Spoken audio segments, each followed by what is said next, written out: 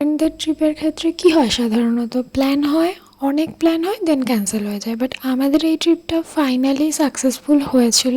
এটা 2026 সাল। আমরা প্রথমেই দীঘা চলে গেছিলাম। একদম আমরা 3জন ছিলাম, মানে বাসে গেছিলাম আমরা। আর যাওয়ার আগে অবধিও বিশ্বাস হচ্ছিল না যে আমার যাওয়াটা হবে, কেননা বাড়ির লোককে রাজি করানো, ছাড়বে, তা আবার দীঘার মতন জায়গায় কোনোদিনও ভাবিনি। But finally successful.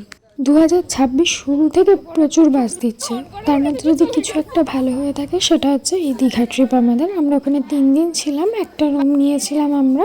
প্রথম দিন গিয়ে প্রচুর বৃষ্টি হচ্ছিল, সকাল থেকে আমরা ওখানে 5টার দিকে ঢুকি, তো প্রচুর বৃষ্টি হচ্ছিল। ভেবেছিলাম হয়তো বেরোনোই হবে না, কি করব, মনটা একটু খারাপ লাগছিল। কিন্তু আস্তে আস্তে 8টা 9টার দিকে বৃষ্টি পুরোপুরি কমে যায়। আর আমরা গিয়েই ছাদে চলে গেছিলাম, দেন চা খেয়ে আমরা বেরিয়ে পড়েছিলাম। বৃষ্টি কমার সাথে সাথে, তখনও পুরোপুরি বৃষ্টি কমেনি, আমরা বেরিয়ে গেছিলাম, কারণ আমাদের ঘোরাটা আগে।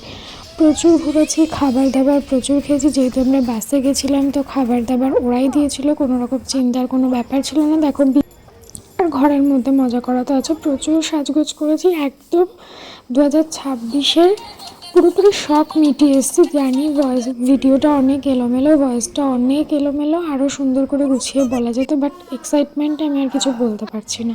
তো দেখা হচ্ছে নেক্সট কোনো ভিডিওতে, ততক্ষণের জন্য টাটা।